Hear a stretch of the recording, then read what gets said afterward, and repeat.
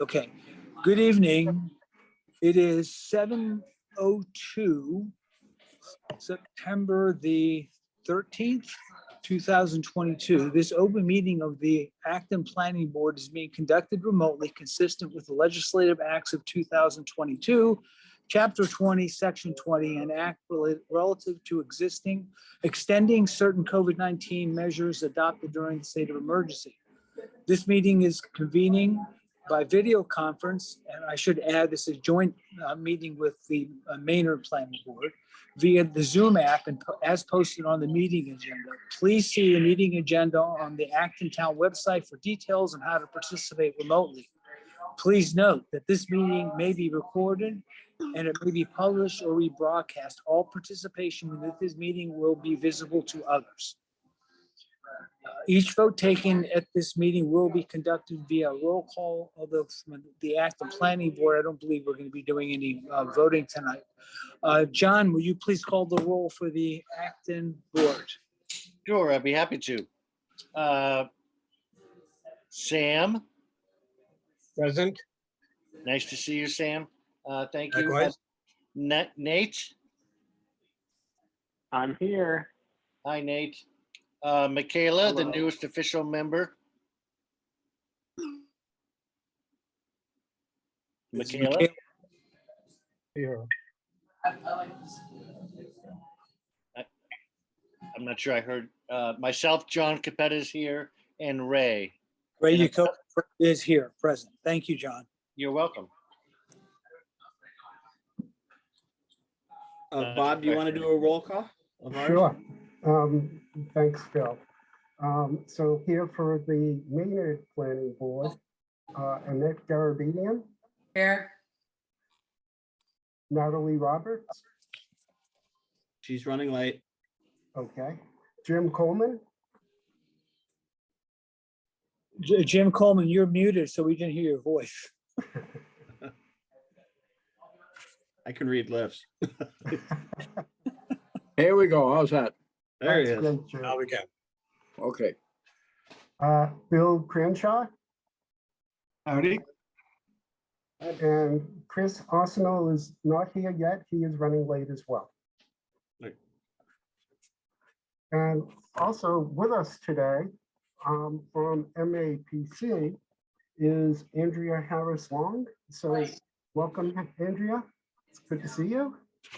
Thank you. And as Ray indicates, this is a joint meeting of the Maynard and Acton Planning Boards to discuss the Powder Mill Road Corridor Zoning Implementation Project. So Bill, at this point, should we turn it over to Andrea? I think so. I think Andrea, if you want to just go ahead and take it away. Can you all see my screen? Yes. Yes, Yes. Alrighty. How about, would you like me to mute everybody, Andrea, just because we're getting some background noise before we start? Sure, that'd be great. Thank you. If I Let's- can. Let's could- see here. Sorry, Bill, before you do that, could we just introduce the staff that's on the call? Oh, you muted yourself. Oh, sorry. Yes, I should have done that. I'm sorry. I'm having a connection problem. You want Yeah. to introduce Yeah, yourself? you go first? ahead. You go ahead, Julia. I'm having a little Okay. problem here. Okay. Hi, everyone. My name is Julia Flannery. I'm the Assistant Town Planner for the Town of Maynard and also the Conservation Agent. Bill? Okay, thanks. My Bill Nemser. apologies, Julia. Welcome. Thanks. Okay, I'm Bill Nemser, Planning Director, back again. Okay, our Acton friends. Hi, I'm Kayla Sauer. I'm the assistant planner for the town of Acton. And here is Kristen Guichard. She is the Acton planning director. Hi, good evening, everyone. And as I'd like to thank everybody for taking the time out of their schedules to do this. And I'd certainly like to thank our colleagues in Acton for working with us. It's such an exciting project and the opportunity to build on the progress that we've made over the past really almost over 2 years now is so exciting. And I really can't wait to see what the future is going to bring here. And I'm sure Kayla and Kristen have very similar hopes for this. And with having both the boards work together, that's certainly a key to making this a success. Well said, Bill, and I'm definitely looking forward to hearing what the communities of Acton and Maynard, have to share and to see it move forward. And it'll be a very unique project, I think, working across town boundaries. So very excited. Great. Okay. With that, why don't let's see, I'll try to mute everybody. I think, or actually, Julia, can I ask you to mute everybody? Oh wait, I can do it here. I got it. Oh, Right. yeah, you just have to make me a co-host. Okay. All right. And let's see, Julia, make co-host. You're a co-host now. Okay.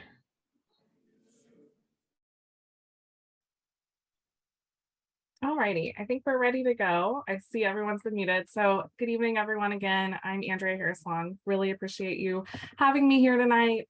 I also really appreciate the scheduling of the Straight Planning Board meeting. I think it's super cool that we could do this together and get both of the boards together. So I look forward to working with you in this project and having the chance to meet you all tonight.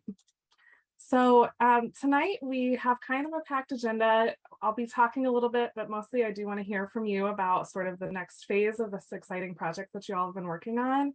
I'll quickly go over who the project team is, do a quick recap of phase one, the redevelopment strategy and how that was created with the community. And then we'll get into phase two, the project that we're kicking off, and go over sort of what's an overlay zoning district and some of our next steps. So we have a really great project team that's working on this project to continue the work that's already been happening. We have 3 planners from Acton. You just met 2 of them. Nora Maisler is the other Acton planner who's joining us. Bill and Julia from Maynard are participating. And then I'm serving as the project manager from MAPC, and I'm a senior land use planner there. And then we have Emma Battaglia, who's a senior housing planner that will be helping with the zoning district once we get into the weeds of things more, and Adi Nocher, who's a transportation planner. So we have a really solid planning team to keep moving this project along. So I just wanted to recap. I know you all are probably pretty familiar with phase one. It just wrapped up not too long ago. But phase one was creating this redevelopment strategy for the Powder Mill corridor, this 1.5 mile stretch that goes between Maynard and Acton. About a half mile is in Acton and about a mile is in Maynard. This was the subject of a study because, as you all know, as residents there, a lot of things have been happening along the corridor, and it's a really exciting spot. There's a lot of development opportunities and pressure, and so I think the towns wanted to, work with the community to sort of have a more cohesive vision for what this corridor could look like. I love that you both are working together on this. I love seeing multiple municipalities work together in planning projects, and it's a really exciting corridor and a good vision. The other interesting thing about this is that it abuts the Assabet River, and so it's a really great resource that through this phase one of the project has been really drawn into the project. So what did we do with the redevelopment strategy as part of phase one? There were really 3 big components. So there was a market analysis and a zoning analysis to understand the sort of existing conditions, the current situation on the corridor, and then there was some community engagement that was conducted. First, I just wanted to remind folks about what the market analysis told us whenever we looked at what was going on the Powder Mill corridor.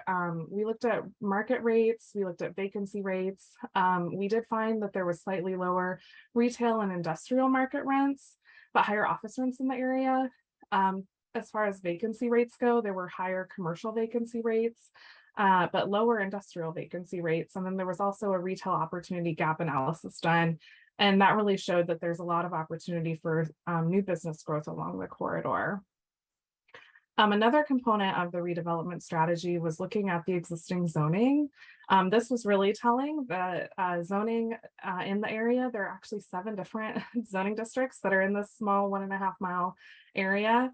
And they each have kind of different intents and purposes, and that's really has resulted in a lack of sense of place along the corridor. The zoning analysis also found that there weren't a lot of housing types that were allowed in the area, so there wasn't as much housing diversity that could occur. Part of the zoning analysis in phase one looked at the parking and other zoning requirements that help shape what the development looks like whenever applicants come in. And it was really clear that most of the development that was occurring there is more auto-oriented, not necessarily making it feel like a place where you want to walk around and bike around. It was much more kind of focused on how you can drive from place to place. And then lastly, through the zoning analysis, there was some inconsistencies in the minimum lot sizes. So as we looked at the parcels, we found that there were some non-conforming parcels that have occurred over time, just as the zoning regulations have changed. The last and maybe most important part was the community engagement. So there were a couple of forums held. A lot of interviews were done with residents and business owners in the corridor. And I just put a few of the themes that came out of phase one that's really informing the second phase of work, that folks really emphasize that, you know, the Assabet River is right there. People want to have access to it. It's kind of hidden away right now with how the development has occurred currently. A lot of folks noted that there should be some safety improvements along the corridor. It's not the safest to maybe walk along today or ride your bike. So having more crosswalks and sidewalks and bike lanes are really desired. A lot of folks said that they wanted more affordable housing options. That's probably no surprise with housing costs as they are, that people really saw that if we could do some zoning amendments in this area, maybe we could expand some housing choices for folks. And then last, we heard from the business community that there is support for existing businesses, but they want more support and that they would like to have support for business growth in the area so that there can be a thriving business community along the Powder Mill corridor. I do want to note that we've created a webpage for the second phase of work, and we've put all of the phase one materials on the webpage. It's noted here if you want to jot that down. We'll also probably share the slides after this so you can take in all of this after the meeting. But there you can read the full redevelopment strategy and watch forum videos and all of the kind of past phase one materials if you have any questions.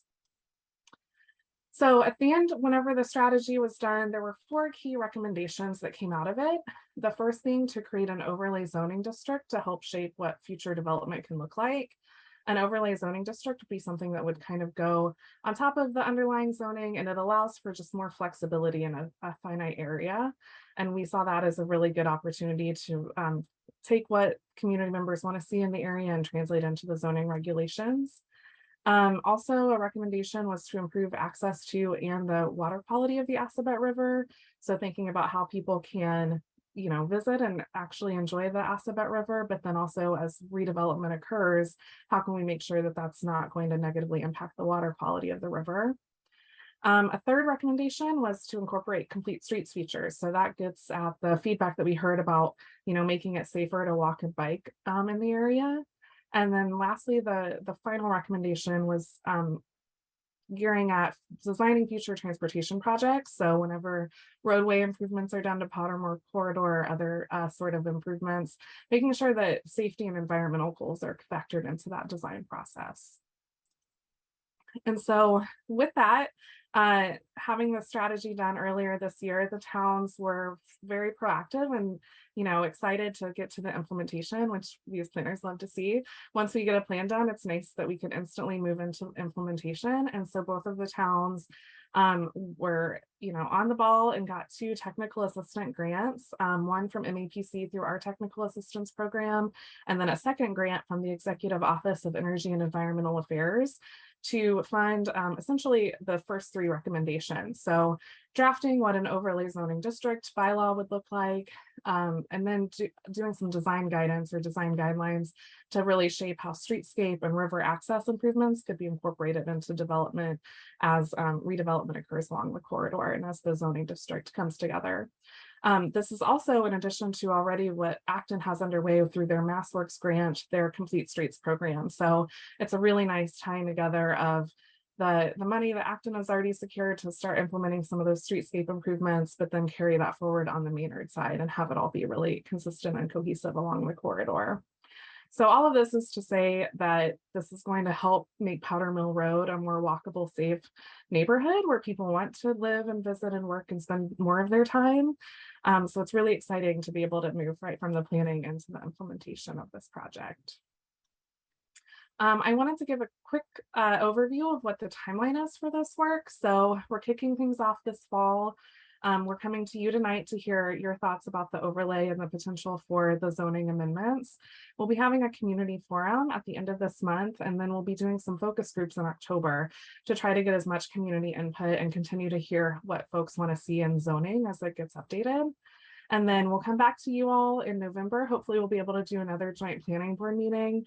And at that point, we'll share what we've heard from the public so far, and then some preliminary zoning ideas, and work with you to refine those and take them back to the community in December to get some more feedback on potential changes.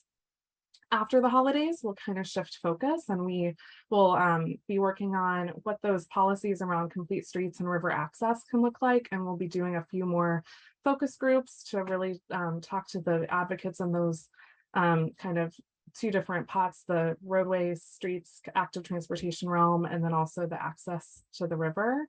And then after we're done with that, we'll really be working with you to finalize the draft zoning. And so, you know, we'll have all this community input. We'll bring the proposed zoning to you and refine it in hopes that by spring of 2024, you'll have a draft overlay zoning bylaw that both towns can consider at town meeting. I really wanted to focus on two of the early engagement pieces that I mentioned. So as I said, we're doing a community forum at the end of this month. And this is to sort of remind folks who participated in phase one, what phase one was all about, the recommendations that were in the final report, and then to hear a little bit more detailed feedback about the different types of development that residents would like to see. Getting that feedback can then help us understand and draft some zoning amendments and start working on the overlay zoning district. And then also start to hear where folks would see the most beneficial streetscape and river access improvements, where those are most needed, so that we can try to prioritize that. And then, like I mentioned, we'll be doing some focus groups in October. We're hoping to do 3 different ones, one with business owners and residents along Powder Mill Road, one with developers and real estate community to understand sort of the nitty-gritty, how do the regulations translate to the development and site planning, and then one with renters, seniors, people with lower incomes, people of color, those folks who are traditionally kind of have not been as involved in the planning process, trying to use focus groups as a way to reach those folks and get different perspectives through the process. So that's sort of the big picture of the project. The meat of this is our overlay zoning district. And I just wanted to spend a little time going over what is traditionally included in an overlay zoning district, some of the ideas and things that came out of phase one that we are likely to include in an overlay zoning district through this process. And then at the end, we'll open it up for you all to have thoughts and comments and help us to guide the next phase of research. So overlay zoning districts are much like a zoning bylaw. There are usually use regulations where you can really customize the types of uses that are allowed in an area. Often there are specific housing recommendations and regulations so that you can really guide the type of housing in a specific area. There are parking regulations, often more flexible in an overlay, depending on the intent. And then overlays will have dimensional standards, much like a zoning bylaw would, design guidelines, and then specific landscaping, buffers, and screening requirements to help shape the type of development that occurs. So looking at the use regulations, as I mentioned at the beginning of this presentation, this map shows the current zoning map for the study area. And there are 7 different zoning districts. That means that there are 7 different intents of things that you want to happen in the area. It's kind of a hodgepodge today. With each of these zoning districts, there are very specific uses that are currently allowed, and they may not be the most consistent with the neighboring district. So through this process, we want to take this opportunity to dive into the zoning even further and review what's allowed by right and by special permit, and consider, uses that are appropriate based on the feedback that we've heard so far.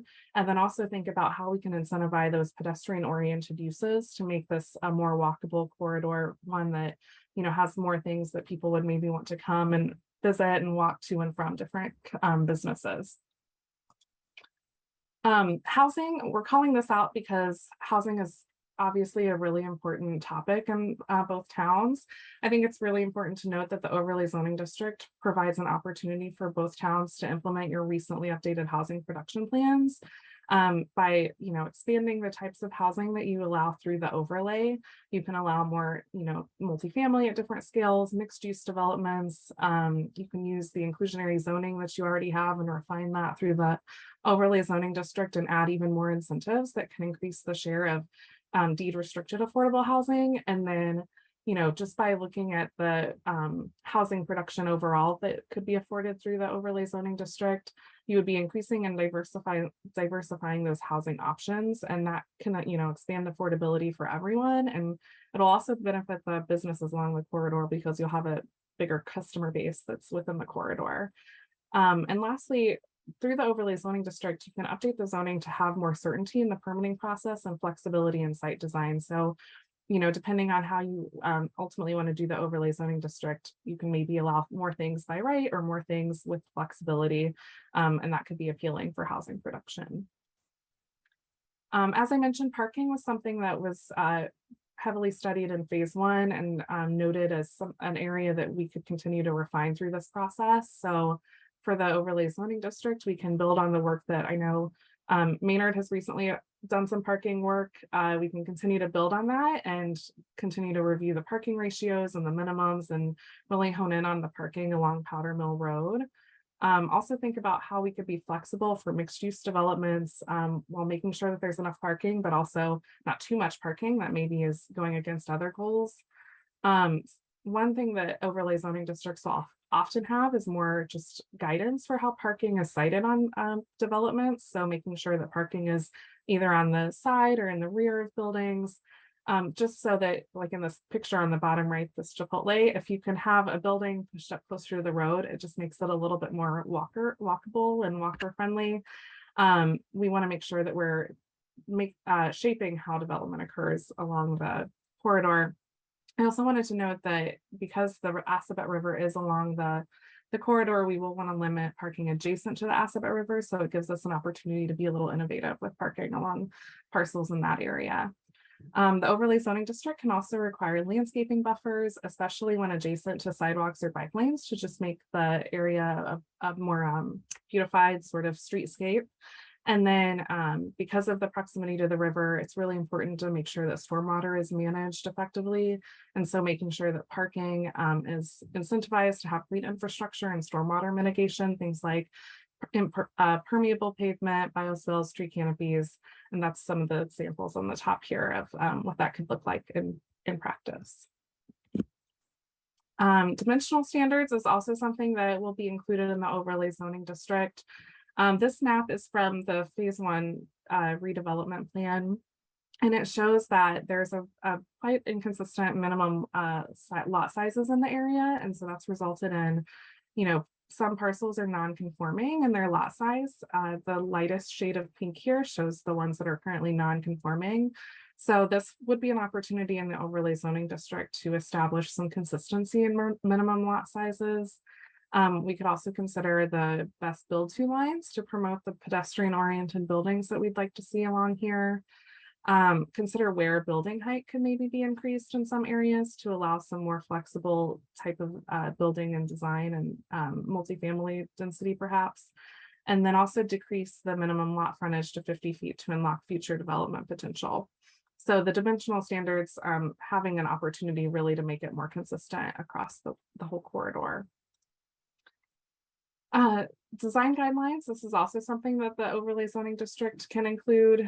This is really important in areas where there's a lot of redevelopment opportunity, because you can make sure that, especially as developments of a larger scale come in, that they're still consistent with the existing neighborhood scale. So we can think about creative design guidelines, encourage pedestrian-oriented storefronts, and then we'll be incorporating the design guidance to make sure that sidewalks and bike lanes and other complete street features are included to help make the whole corridor a little bit easier to walk along. And then also, as I mentioned, expanding the access to the Assabet River, so making sure that buildings are taking advantage of that instead of hiding that excellent resource.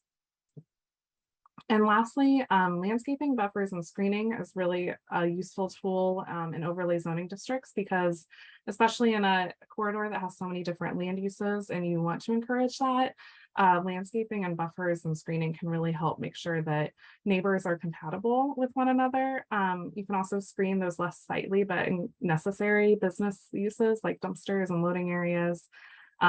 You can also require that the landscaping is in native vegetation. And so that could help with especially, having waterfront buffers that are adjacent to the Assabet River. It's making sure that the vegetation is supporting the overall water quality and river quality. And all of these things are also just really nice because it makes for a better walking and biking experience along the corridor. And so I know that was a lot of things that could be included in the overlay zoning district. It's kind of, as much or as little as we want to do through this process, but I always like to start with a lot and give the suite of options and then hear from you all what you would like to see in the overlay zoning district and what you maybe have questions about that you want us to provide more information in the future. Just now would love to leave it open for hearing your thoughts about what you see as the future of Powder Mill and how you can see the zoning being updated. So really advance what you and the community would like to see. Shall we use the use hand feature and then we can unmute as we have a question? Yeah, and would it be better for me to stop sharing so that everyone can see everyone again? Probably would. And let's see. Okay, I think I've got everything. Okay, any questions? You raise your hand or use your hand feature and I'll try to unmute you. All right, John, I see John over there. Let's see if I can do this.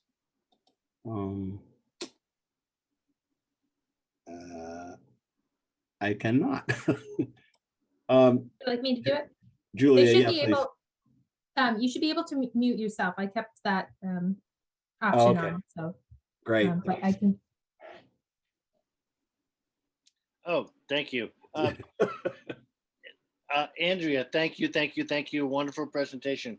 I guess my initial questions would be, and it's, I was taking notes. I guess the first one was thoughts about what the latest thoughts, when someone like me hears Assabet River access, it's a river. What does that mean by access? Is it that we are walking by it closer? So that's part one. I'm not quite sure what access means. I would love to hear a little bit more about the non-conforming units.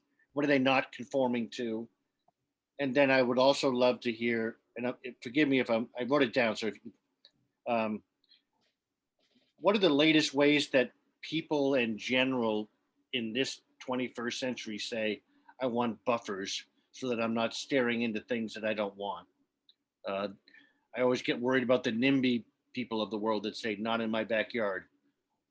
What's the latest thought about how people say I need to be buffered? So. Yeah, those are good questions. So I think first regarding access, I think that my take has been mostly that people would love to have, a path or a trail along the river, something where you could walk along. But also if you're a business and maybe a restaurant, instead of orienting towards Powder Mill, maybe you have a deck on the back that overlooks the river. And then also maybe seeing if there's key parcels that there could be access to, get in and fish or something. I think it could be a lot of things. I think that this is where we need to talk to more people and also better assess the on the ground parcels and what's currently used and where there could be key kind of opportunity sites. Right. But I see all of those things as increasing access in different ways. So access is sort of like enjoying the beauty of the water, not necessarily being in the water, but I you can think enjoy it. Yeah, I think being able to see it and do, Yeah. I guess, passive and active recreation along it. Yeah.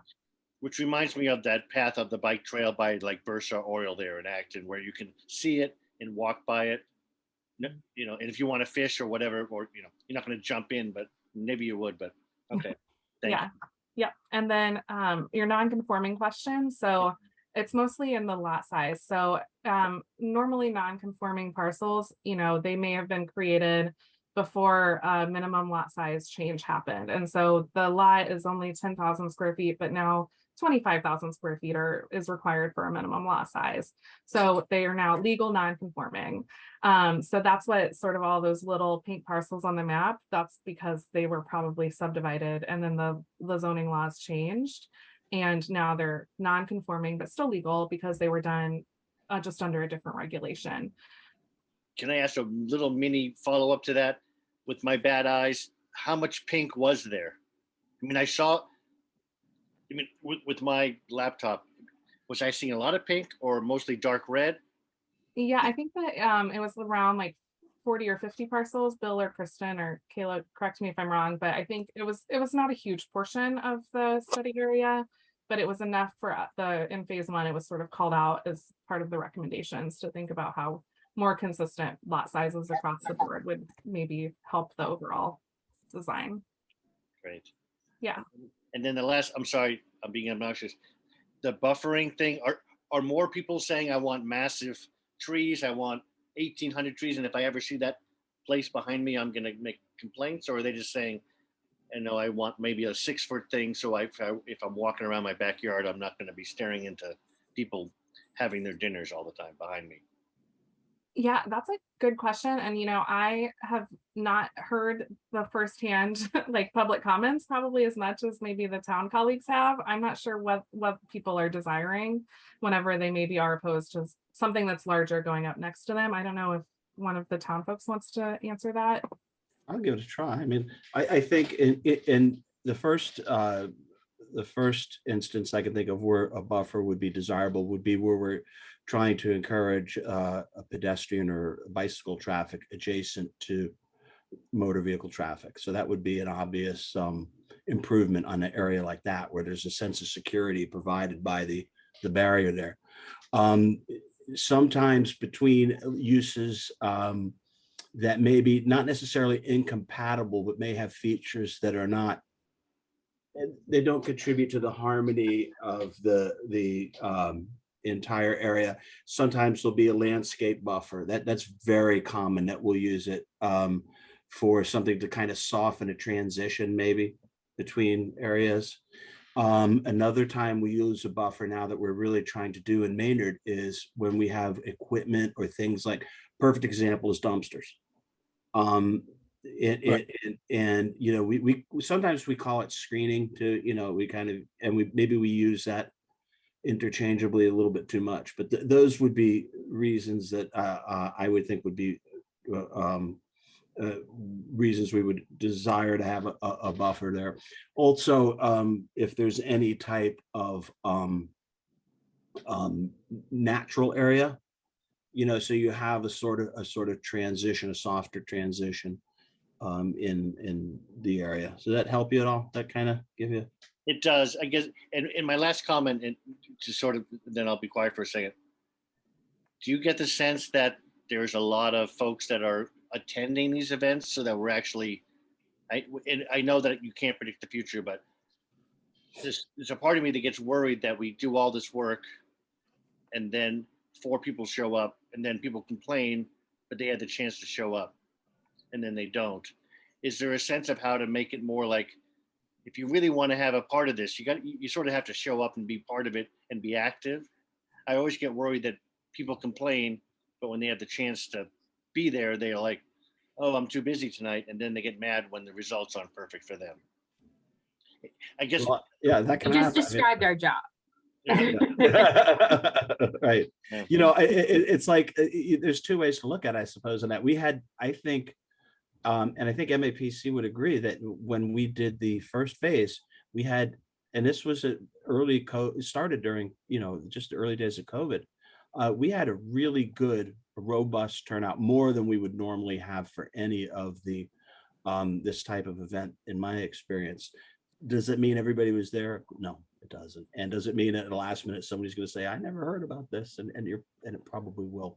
There's always going to be people that don't like it, right? I mean, but I look at it like this: something's going to happen one way or the other in the corridor. We could either help shape it, or it's going to just kind of organically evolve. But I'll get back to Andrea. And I think, the other thing, John, is and Kayla, if you want to jump in a little bit in terms of the outreach, and there's going to be a town-wide mailing on this going out soon, right, for the next workshop, so. It's not going to be townwide, but it's going to go to all the parcel owners and the residents of the Powder Mill corridor. So everyone who lives there and who owns business there will be notified of it. You know, we always try to post things on all our social media channels. We send it out to all the boards and committees. So we're always trying to engage whoever wants to attend, and hopefully we get a lot of people in attendance who are interested and, you know, can help shape Powder Mill. I think that's a challenge, but thank you. Thank you. Can I jump in for a second? Is that a yes sure, or Ray. no? Yeah, go ahead. Actually, not so much questions as a couple of reactions. One, I thought your presentation was excellent. And to some degree, John, to address some of the issues, what I see here is basically we're putting together a strategic framework as to how you want to develop that area. And that's really what you're, so to some degree, it's a chicken and egg problem. And we can solicit input, but when people aren't thinking about what it is, I think, well, with the access, one example, I found out by accident, you can actually put canoes into the Assabet River right near Powder Mill, but you have to find it. So this has the potential to be transformative in a lot of ways, like the Bruce Freeman Rail Trail has been, and how we're looking at the Great Road Corridor. It gives you options. So that's one. The second thing I think is, as far as anticipating, because you're absolutely correct, that's an age-old problem. You know, you have these forums, people don't show up, then you show up and present, and everybody gets upset because someone doesn't like something they're seeing in it. Okay, so I think that's incumbent upon the two boards of saying, the first question I like to answer or anticipate is, what problem you're trying to solve? And what you're really doing here is you're putting a framework as to how you want to see the area developed. That's what this is really saying. So I bike a lot, so I've been in that area, so making it safer and more accessible, the housing. So, and I think, Andrea, the zoning that was in place, if you go down there, what do you have? You have a lot of car dealerships. You got Acton Ford, you got the Subaru, well, that's what the zoning, if you will, what's been developed there is what zoning kind of incentivized. And with an overlay district, I think we're really saying, okay, we step back. Here's a kind of a vision of what this could be like. And an overlay district allows and guides the development. So, 20 years from now, you'll have a very different look and feel. So I think that's kind of I think you did a really good job, but I think our job is to anticipate those questions and say, buffering, screening, NIMBY. I think the most important thing is to be able to tell people, here is a strategic vision of what this area could be like. There's recreation, there's development, there's housing, and the overlay district basically then guides, because, at the end of the day, someone is going to have to put money down to develop something. And, we may not like to hear that, but that's, I commend you saying we want to talk about the real estate and development community. Because none of this is going to happen unless someone comes in and say, I do want to develop. And what you do is with an overlay, you kind of say, okay, here's the framework of what can or cannot be developed here. And it's consistent with kind of broader goals. So I really didn't have any questions, although I think you really did a nice job. But I think in terms of the outreach now is that it's classic strategic thinking. It's what do we want it to be?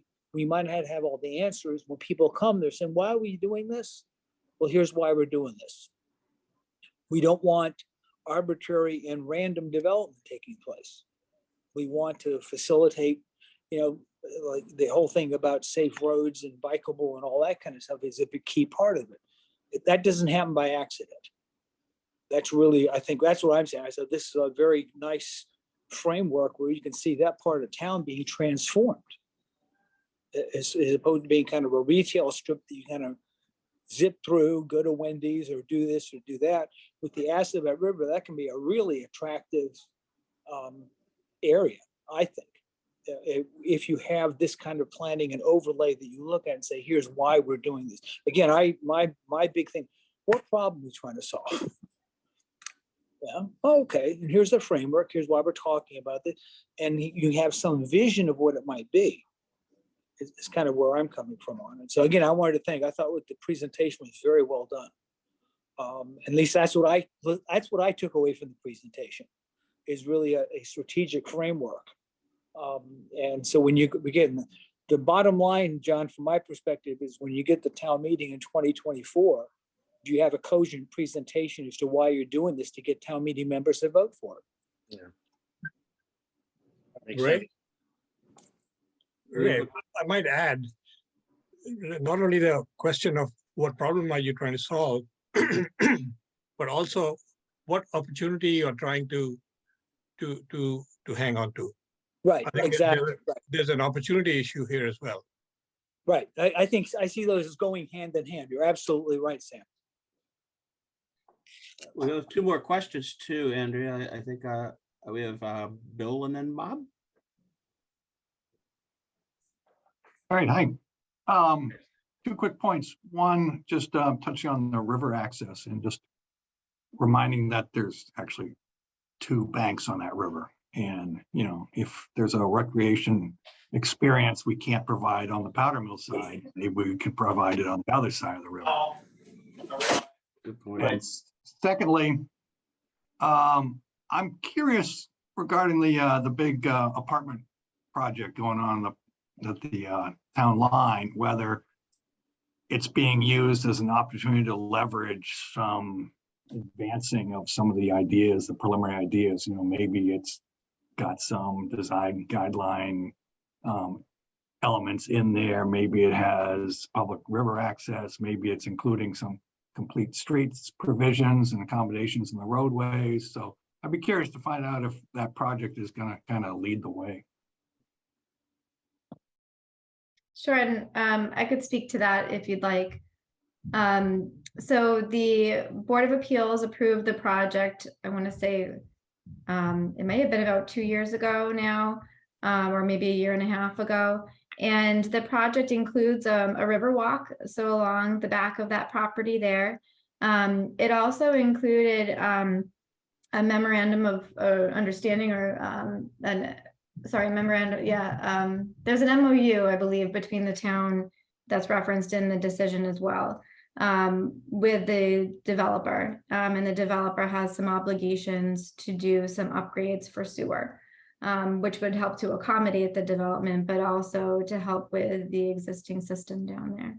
So there was some provisions in there that will, I think, dovetail nicely into this particular, planning study as well.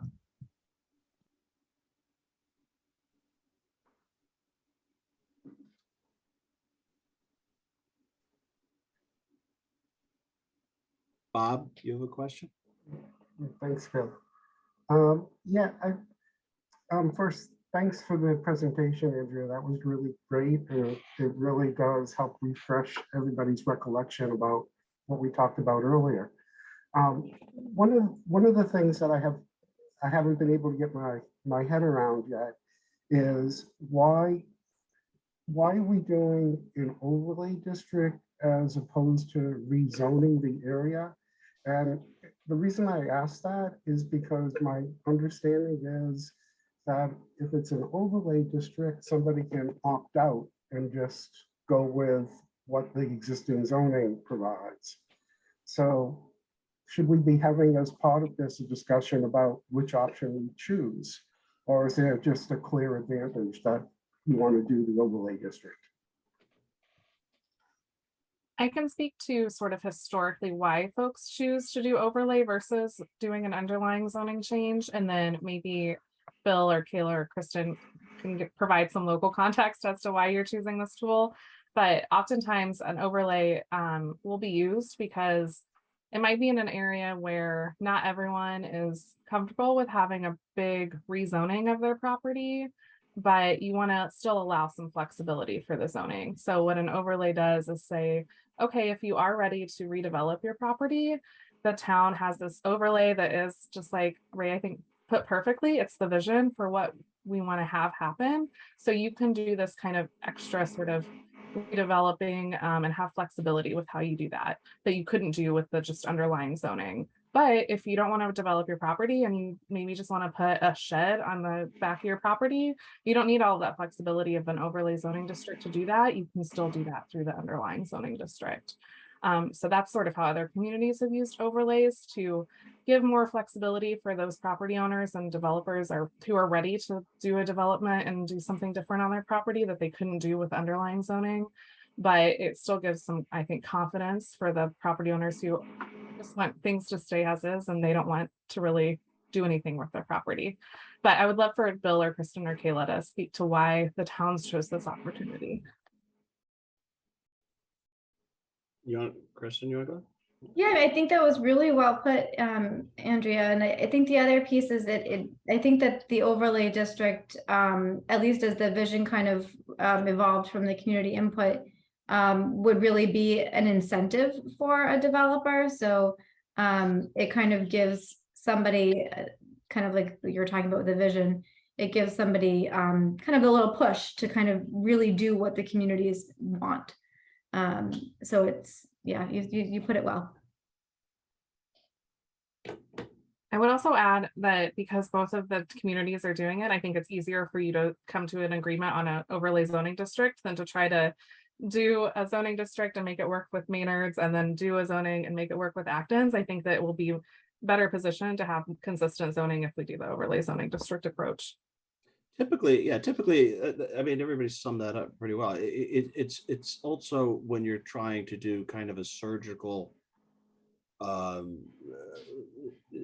approach to an area often too, because there's, in this case, it's not going to be appropriate for all the areas around there. But I think the biggest thing is that you don't want it during redevelopment. You wouldn't want it to go backwards and revert to what the previous zoning was, because you'd want to encourage consistent zoning so it stays in harmony with it. That would be my. And I'll just add one more thing. We can write the overlay zoning district so that your comment about opting out, I'm thinking of what someone else said about the auto dealerships in this area. Through the overlay zoning district, you could prohibit new auto dealerships. So that would prevent someone from coming in. If that's something that's not in the vision for this area, you don't need any more auto dealerships in the corridor, then through an overlay, you could have a special list of prohibited uses of things that aren't really consistent with their overall vision. So that would be one way of sort of getting out of just, you're either in or you're out. Thank you, everyone.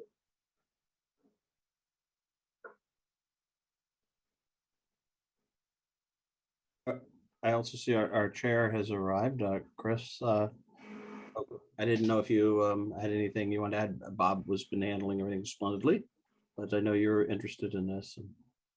I think this team's doing great, and I just wanted to keep continuing, and I want to keep the momentum. So I'm really happy to see what I would call, from at least a planning and community engagement perspective, an aggressive sort of schedule. So thank you, Andrea, and others that have figured out this the schedule coming up. I do share some concerns about community engagement. It's always a challenge. I think from my perspective, I'm going to do what I can to increase community engagement on this as best I can. One thing that I'm struggling with, as I've been thinking while I've been hearing the presentation and the questions, is that I'm trying to connect what the challenges are, specifically from my point of view, for the town of Maynard. And I know Acton has their own challenges too. We all have our challenges, and what the goals of this overlay district is. So what's the connection between those? I'm not asking for an answer. I think there's no answer right now, but as we move towards public engagement, it's going to be very helpful for us to connect the dots for everyone and say, here are the larger challenges we're having, here are the opportunities, and here's why we want to do this. So I'm still grappling with what the why is, in a sense. Like it feels right, and it feels good that we're heading down this path. But making all those connections, I think, is going to be imperative for communication and success. Does that make sense, Andrea, from your perspective? Yeah, I couldn't agree more. And I think you all are really helping me shape the why. And this is really helpful for thinking about how we do frame the forum conversation. Yeah, thank Yeah, you. if I can have, Chris, I couldn't agree with you more. That's why I think what we're really saying is, I'm gonna come back, we're coming up with a strategic framework for that particular area. And because they're contiguous, I mean, Acton just doing it by itself, Maynard is doing it by itself, you're gonna have a disjointed approach to what gets developed there. So I think that's, you're kind of stating it, you're stating the same issue. What problem are we trying to solve? Well, I think what you said just there, Ray, is that there's definitely an opportunity here, right? Yeah, absolutely. Definitely an opportunity for collaboration, coordination, and we're doing it. And that's good job for everyone doing it. As we go down this path, I want to do our best to try to connect this to current and future challenges. Right. So that it's easily understood why this is an important effort for everyone. Right. That's all I have, Bill. Thanks for the opportunity. Andrea, the presentation, are we going to go ahead and put that on the website too, so people if people want to review it, and we'll put the video of this. I'll send it to everybody who wants it, and we can post it up there as well. We post all our stuff, our videos on YouTube, so I'll make sure everybody has a link to get to it. Thank you. That sounds great. Can I ask a process question? Sure. Is this agenda item done with? Because I know you have other items on your agenda.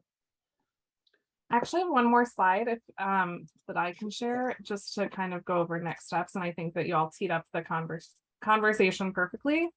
But I think that I just wanted to put a plug in that we are doing a community forum September 28th. And so I think, like Kayla mentioned, we are trying to reach as many people as we can. We have a pretty big contact list from phase 1. So we'll be making sure to reach out to all of the people who participated in the forums before, everyone who we interviewed and spoke with one-on-one. But the more that you all can help us push out the flyer and the information about the forum, the better. And then we'll be doing the focus groups. If you have specific either community-based groups or individuals that you think would be really good to have in those focus groups, please feel free to email them to me or your staff. And then, as I mentioned, we'll be coming back to do another joint planning board meeting, hopefully in November, where we can share the feedback that we've heard to help shape sort of the why and the purpose of this, and then start talking a little bit more about the proposed zoning ideas and brainstorming with you all how regulations can be added into the overlay. So I just wanted to put a plug in. Please help us spread the word. I was purposely not advertising for the forum yet, and as of tomorrow, I'll get it out there, and I'd ask everybody to share it. That sounds great. Oh, I think Sam, you may have a question.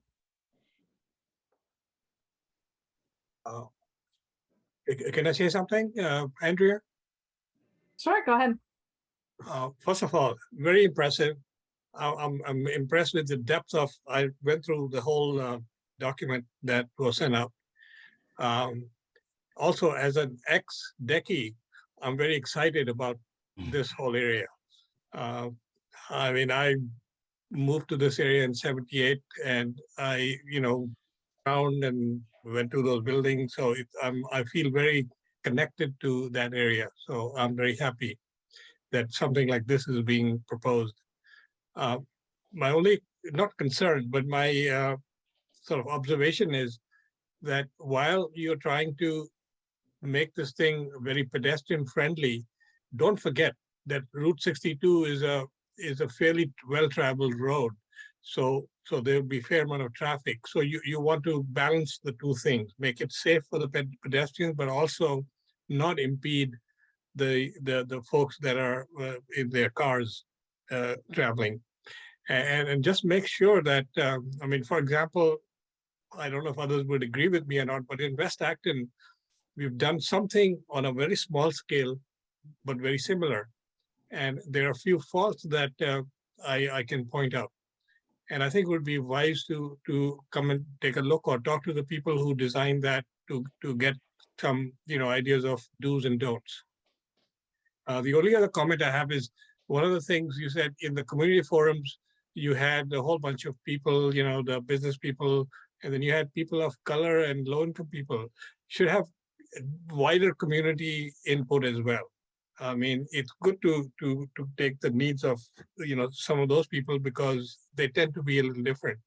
But I think you need to talk to a wider set of people that live in that area to get their input. Otherwise, fantastic, very good in-depth analysis. I was quite impressed. Sam, I agree wholeheartedly with that last point. It's community outreach is going to be imperative. But also, I want you to know that the town of Maynard has been planning to detour all traffic, and we're going to route them back up 27, back up through Acton, and we're not going to allow cars on Powder Mill anymore. So I plan. Okay, just want you to know that. I'm just giving you a heads up now, so you can plan for it. Chris, your humor is appreciated. Yeah. I was Maybe going we to can say send them that back down Concord Road. It'll be fine. I was going to say then go talk to the folks on Route 27 as well. Mhm. Yeah.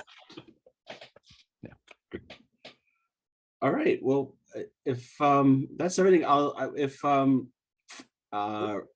Mr. Chair from Acton, if you wanted to adjourn your meeting, and then if you're done, I can stop the recording temporarily, and then Mr. Chair from Maynard, I can start it again for our meeting if you'd like.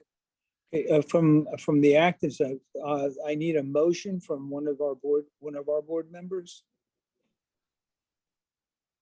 Don't all jump up at once. Come on, Sam. That we adjourn our meeting for Acton Planning. Thank you, Michaela. Do I have a second?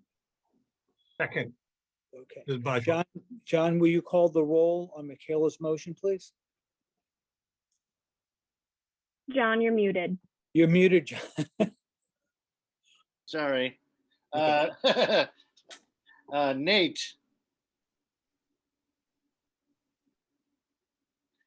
On the motion of, Or to adjourn the Acton Planning Board meeting. yes, Nate. I think Nate is muted. I'll come back in a second. Michaela, Aye. Sam, Aye. myself, John Capetta says aye. Ray, Aye. and I'll try once more. Nate,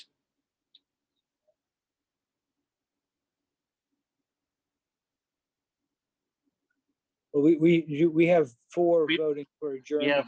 we I have think four. The meeting's adjourned. thank you. Nate can Thank- hang thank out you with the for- Maynard thank you Planning to our Board. colleagues. Thank you very all. much. Thank you, everybody. Okay. Have a good night. Thank you. Thank you, everyone. See you in November. I'm going to stop the recording for a moment, Chris, so we have a nice little separate tape for the form, the joint. Okay, that's for the editor. That's me. I think Bob's been doing fine as chair tonight. Bob, you want to continue? Sure. Bill, for the record, we didn't adjourn, they adjourned, so our meeting's in progress. But we have two people have joined us since we took the roll call. So Chris Arsenal. I'm please here. acknowledge you're here. And Natalie Roberts. I'm here now. Yay, good to see you, Natalie. All right, should we move on to our second item? We have the minutes, but we do have the Coolidge School folks are here, been waiting patiently. If it's up to you, Madam Chair. Why don't we hold off on the minutes then so we can hear from the Coolidge School folks? That's 12 Bancroft Street. That's correct. Who's here from Civico Development? I believe Taylor Bearden is here. Let's see, is he? Hi, Taylor, everyone. Taylor Bearden here. there he is. Okay, yeah. Welcome, Taylor. Would you like to give us a presentation, your request? I think, Bill, so I think I understand what I'm asking for, but Bill, can you give a small preamble to make sure I'm Of course. understanding what I'm asking? course, I'd be happy to. Board, you may remember Civico Development is in the process of acquiring the Coolidge School. We did I think we did 1 or 2 hearings, maybe 3, to get them their approval through site plan and special permit. They also have an approval from the Zoning Board of Appeals. In the case of a site plan and a special permit, there is a 2-year window to make progress, or in the case of the special permit, they say exercise special permit. In the case of the site plan, it's to begin progress. And the bylaws state that unless the planning board may extend it by finding good cause. In this case, I can give you a little background that Civico has been working with the state on historic tax credits, and I think there are some other delays that Taylor has. Taylor's explained his letter and can probably review for you now. But basically, what he's here for now is to request an extension of his existing site plan and special permit that we issued. It was a little, I think it's just about 2 years now, and there's been an extension because of COVID. So they're ahead of time and they're doing it early by my request. Thank you, Bill. So the specifics of the request relative to where the project stands right now is that we had expected to close on the purchase of the Coolidge School much earlier, and a number of factors have influenced an extension. The first was requested by the developer relative to historic tax credits and the financial feasibility.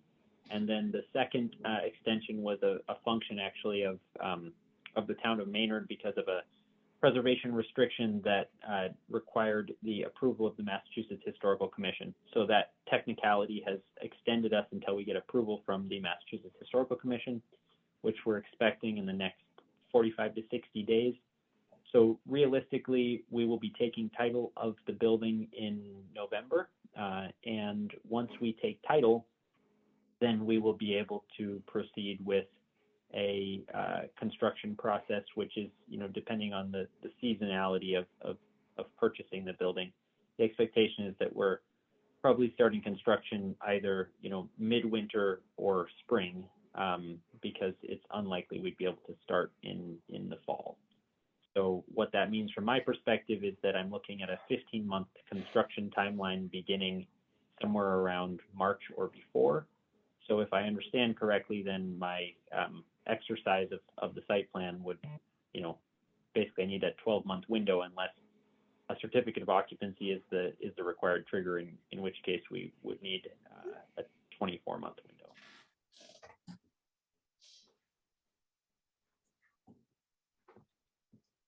Do any of the members have any questions?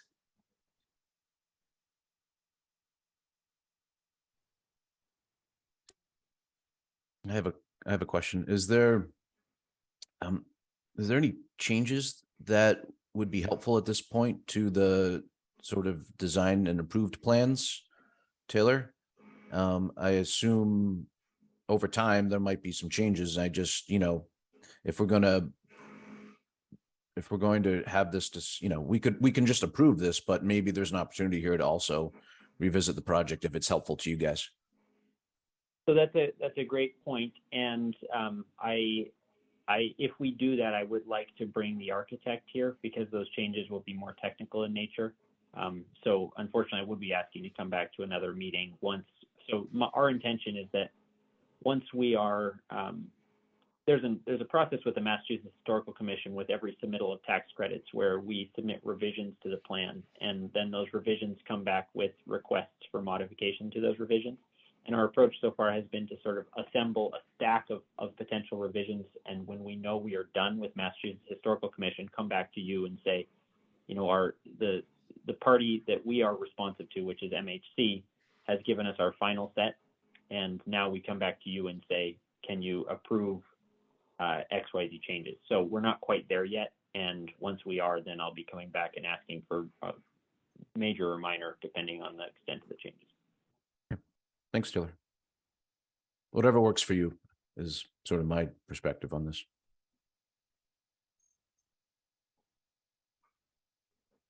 Are there any other questions from the members? Yeah, I'm a little unsure. What's the request for timeline? Is it 12 months, 15 months, 24 months? So I'm not familiar with the statute specifically, but if someone can clarify for me specifically what the trigger is. So I'm expecting to start construction in March, and construction completion is approximately 15 months thereafter. So my assumption is once I get my building permit, and my site plan approval was a prerequisite to the building permit, then that's the trigger. But if my assumption is incorrect, then I'd like some guidance from the board. The, I think as soon as you apply for a building permit, that's been our trigger in the past. Now, and I would assume it would be the same with the special permit. I don't recall how it's that it calls out exactly for special permit, but for site plan, it would be the building permit. So then that means it's a 12-month request, not longer. I think I believe this would be at the board's pleasure. We extended somebody last year on the what was it? Oh, Jimmy's gas station. We had to, because of the COVID. My recommendation to the board would be extend it, as for the maximum they feel comfortable with. And with the understanding, like Taylor says, it's more than likely he's going to be back before us if there's any changes in between. But all we're doing is just extending the effective date of the permits. But it's if Taylor, are you saying that would you be comfortable with a 1 year? I mean, are you saying? Correct. Yep. Our intention is to be, well underway come springtime, and so that's less than 12 months away. So if we did a 12-month extension from what I think is an October date, then we accommodate the entire summer. I don't see any downside by extending this 1 year. So the request will then be October 2023, essentially. Okay. Yeah, so if we just do it to 1 year from the effective date, the expiration of the effective date, I'll figure out it with the exact date and be right about then. October. Mr. Chairman, I'll also move. Thank you, Jim. Before I ask for a second, I just want to confirm that none of the other members have any questions. So I don't see any hands going up. And is there anybody from the public who's on the line that wishes to speak about this? And hearing nobody, then let's entertain Jim's motion. Do we have a second? I'll second it. Thanks, Natalie. So let's do a roll call vote, please. Chris? Yes. Bill? Yeah. Natalie? Yes. Jim? Yes. And I'm a yes. So thank you, Taylor. We have a 1 year extension from the effective date. We look forward to seeing you in the future. I'll write up the paperwork, Taylor, and I'll make you we have a letter we send out about that. So I'll make sure you get it. Okay. Thanks all. Have a good evening. Thanks. You too. All right. Shall we move on to item 3, the minutes? We have the minutes from the August 9th meeting up for approval. Are there any comments on the minutes? Natalie, are you raising your hand? No? Just maybe a scratch. you're only partially on my screen. Sorry.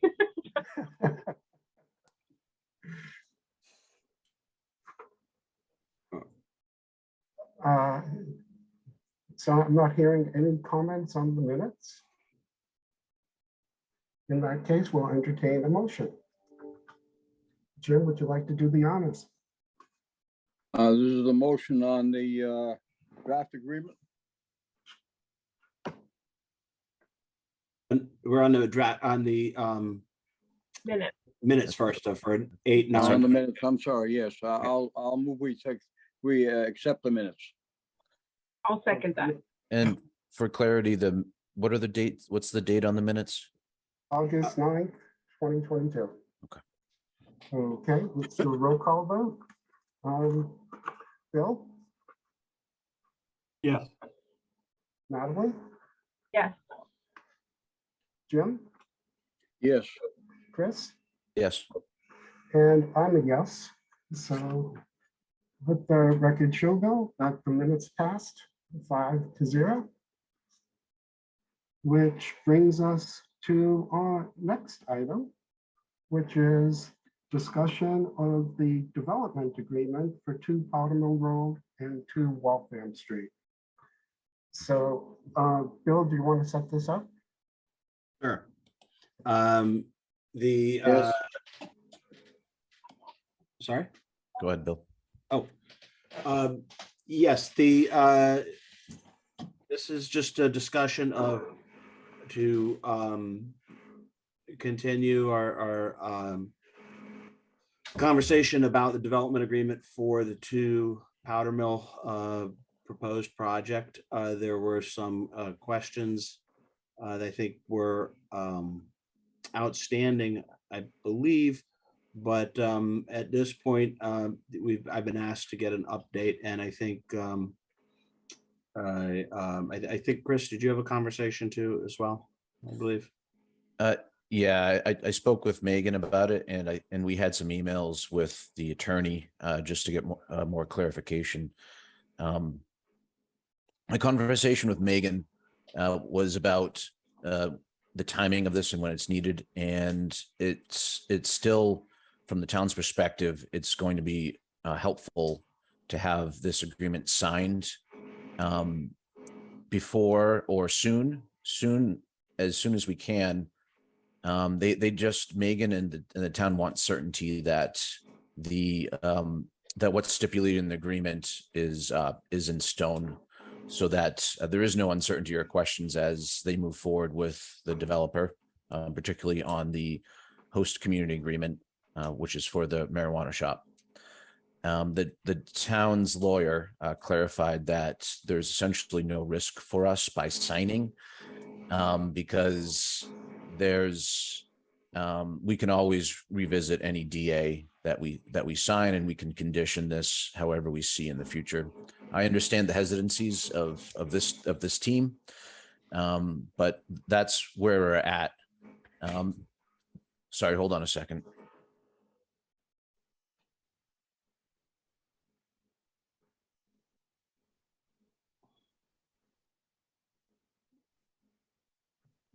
Sorry, that's the 9-year-old and the 6-year-old.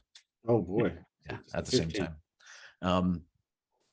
And I lost my train of thought, but my question was to Bill about something.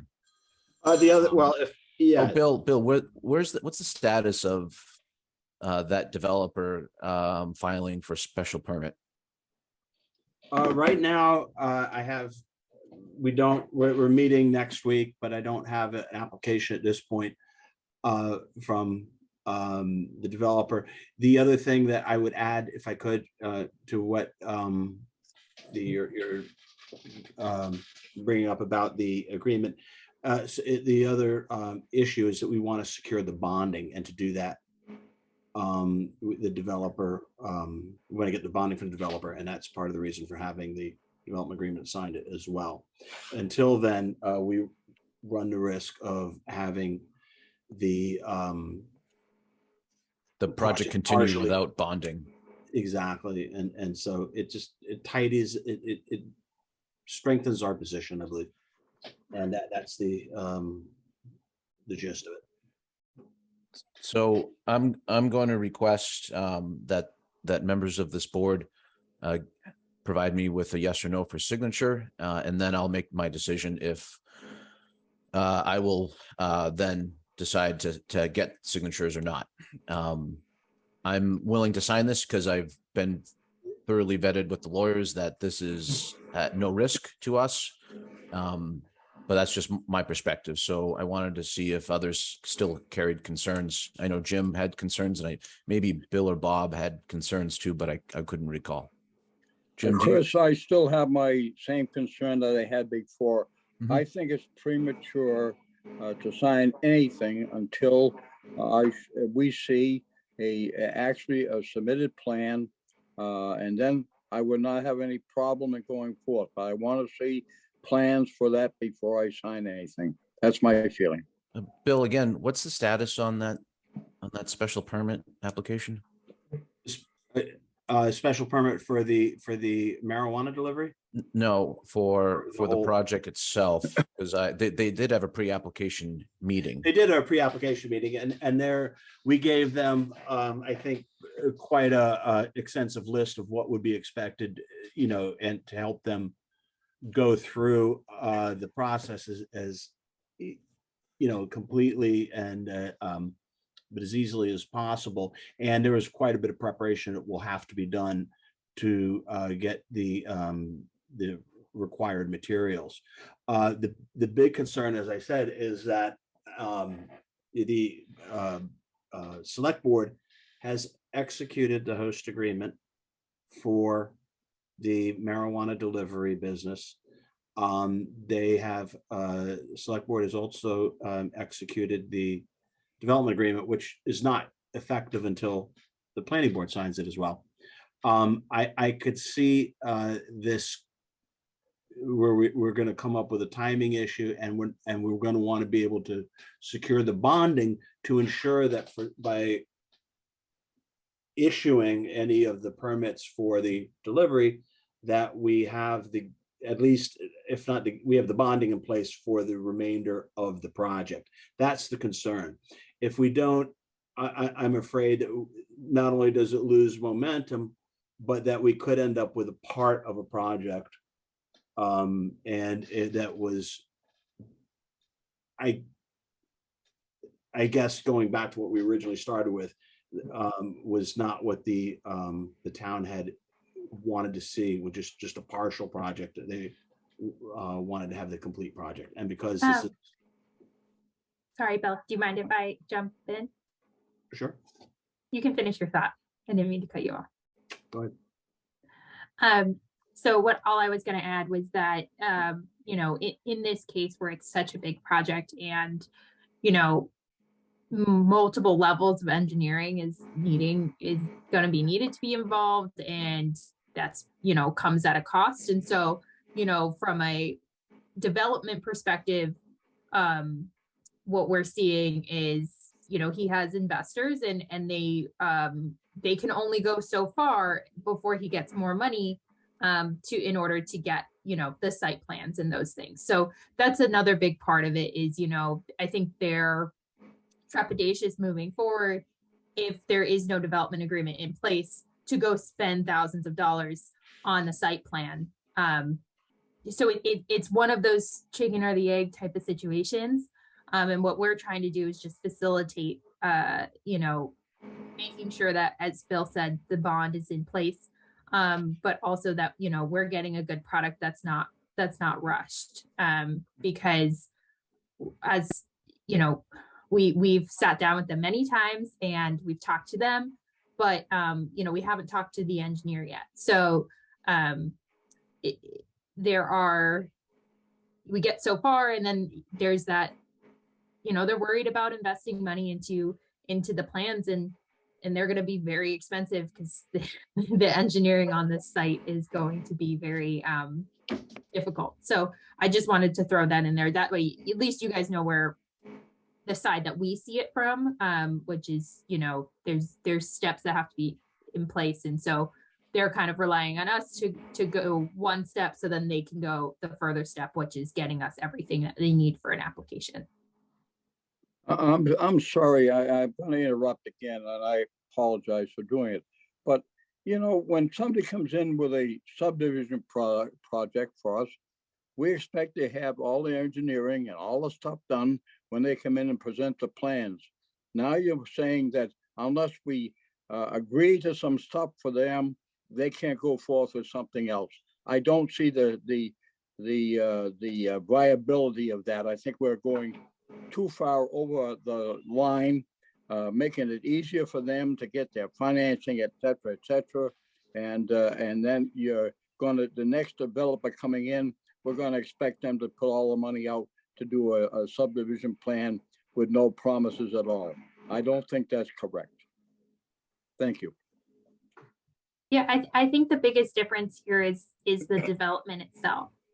That's, I think, where we see, you know, it's really nothing, at least, I mean, I've only been here for a few months, obviously, and you've seen everything that's happened in this town. But I know that from what I know, this is a really unique situation with, you know, the tenants that will be there, but also with the property itself. So, and the development agreement is unique as well.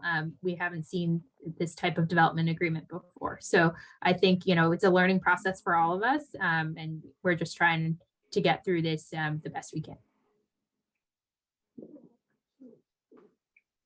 I have to say that some of my concerns were about the specifics in the language in the development agreement, you know, down to some things like the square footage mentioned and things like that. And I do feel like if legal counsel says that that's malleable, then I personally don't have a problem with signing it.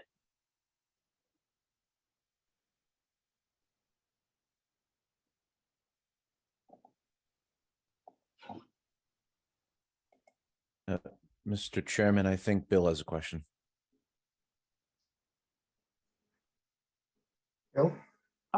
Yeah, I'm a little surprised about the discussion of, you know, they need the development agreement signed so they can afford to hire somebody to draw up plans, because we were assured during our last meeting that this had nothing at all to do with the financing. And I would note that it was in the minutes that we just approved saying that. I may have misspoke. Again, I was just trying to be clarifying, but Bill is the one who's been a part of this, so please correct me if I'm wrong. All right. But I mean, I share Jim's concerns about, you know, this is just premature, and, you know, nothing in the development agreement, very little of the development agreement is going to make it to the ultimate development agreement. So I don't see any reason to sign it. If the select board wants to do a separate development agreement, just guaranteeing the bond or whatever, fine. But the community host agreement's already been signed. That's all in progress. That's all good. But until they submit a real plan, I don't think I want to act on a development agreement.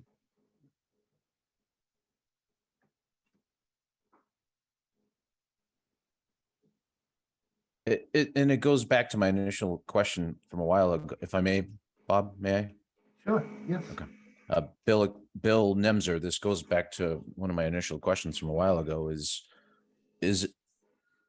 the town has goals, right, for this, and they want to connect, the DA is connected to the HCA, and I get that, and I want to support that. I want to help that. Yes. Is it needed that the planning board actually signs, or is it just enough that the select board signs this and then the surety bond is in hand? And I don't know if we have an answer. I don't know if I've gotten an answer on that. No, to be clear, the development agreement that we're executing now is to guarantee that the development under the downtown overlay district as specified in the zoning bylaws, and that calls for a development agreement that's executed by both parties, but both parties being the select board and the planning board. Okay, stop. And lost my train of thought with it. Sorry. Yeah, so that's the reason for that. And you know, Julia does bring out a good point. At the pre-application, We had everybody from our teams and including engineering, DPW and so on. And there are extensive plans that have to be prepared before I would bring it before an application before this board. And we have a couple of situations that may occur. One is that they said we have essentially a separate project that was married to this larger project because of the desire to see it develop together. That was expressed, and that was part of the HCA. So we are in a chicken and egg situation somewhat. I think that the thing we have to ask is, do we have a danger of having a partial development that is in place and not getting the entire development? Do we have a danger of having nothing occur and we're right back where we started here 2 years from now or whatever it is? And how do we make the project work in a way that we want, that fits the vision that the town has in the master plan and in our vision for the community? And if we can drive this, and I think it's to our advantage to have as much control as possible. And I think this gives us as much control as possible without jeopardizing the project. And I think the plans that we're asking for are significant, and the studies that we've asked for, I mean, we're not just talking a normal site. This is a difficult site with extensive engineering complications that are there and complexities that have to be worked out. And I think we have an opportunity to shape it the way we want it and really get everything that we have asked for and forward the town's vision by doing this. I understand the apprehensions that Bill has brought up and Jim, and I respect them. But I think at this point, to keep it moving, we need to demonstrate that there's good faith on the part of the town. And I think this does it with the development agreement.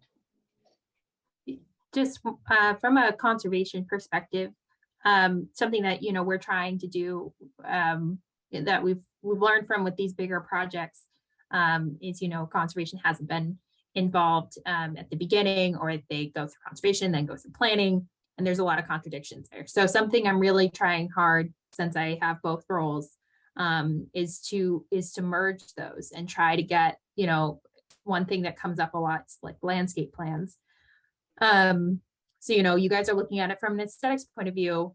Something that is aesthetically pleasing may not be environmentally sound. So we or stormwater, or all of those things that you guys have a certain set of goals, and the Conservation Commission has a certain set of goals. So with this project, what we plan on doing is having them go at the same time, so that we'd start a conservation meeting and then start planning, or maybe if the boards were open to it, have a joint meeting at the beginning where everything was explained, presented, and then split off into the boards to go over those concerns. We can talk more about that, after application is submitted, but and then moving forward, making sure that those two, that all the voices are basically heard, and that the process gets streamlined, because I'll listen to like the same thing over and over again for a month or two, and then we move to the second board and they have the same exact concerns about something, but it's slightly different, and they go to say, oh well, why didn't you do it this way? And they're like, well, planning said that we couldn't do it, like they changed it, or conservation wanted something over here.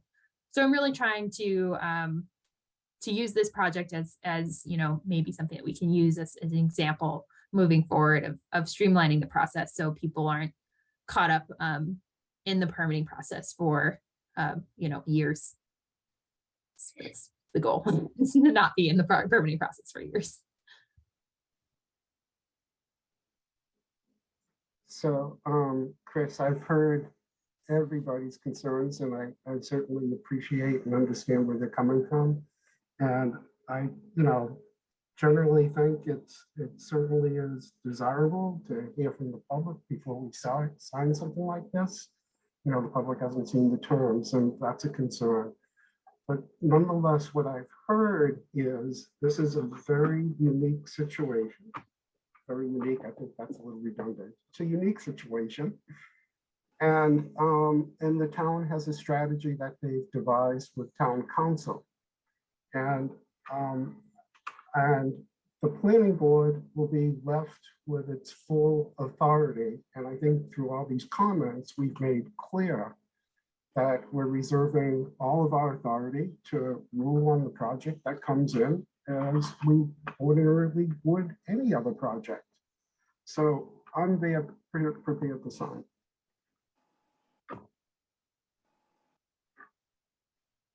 Thanks, Bob. And that's kind of where I fall too. I completely agree. And if the scenario was different, I'd be on Jim and Bill's sort of, I don't know, team side, whatever you want to call it, but I'd be in their circle on this and say the process isn't appropriate.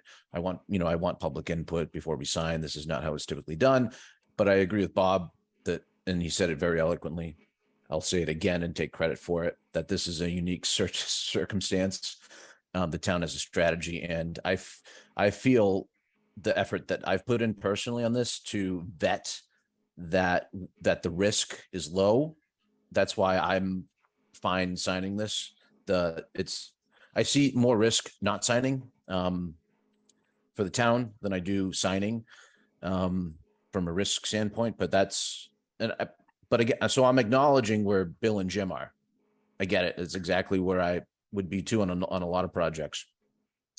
I think Bob's right. The unique circumstance pulls me towards Bob on this.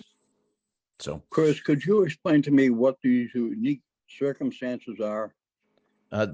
Combining the HCA with the development agreements, that's a strategy that the town and the select board came up with to reduce the risk for the town of having another marijuana shop go on this property without any type of controls. And having the developing agreement signed and executed provides the controls and the authority for the towns so that we don't get a bait and switch on this particular one. That's one sort of element, Jim.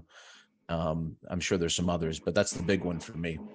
Do you think that we run the risk of having another marijuana shop there? Remember, the planning board has to approve it anyway. I agree. What we run the risk of is getting a marijuana shop without any additional development on that parcel. That's the risk.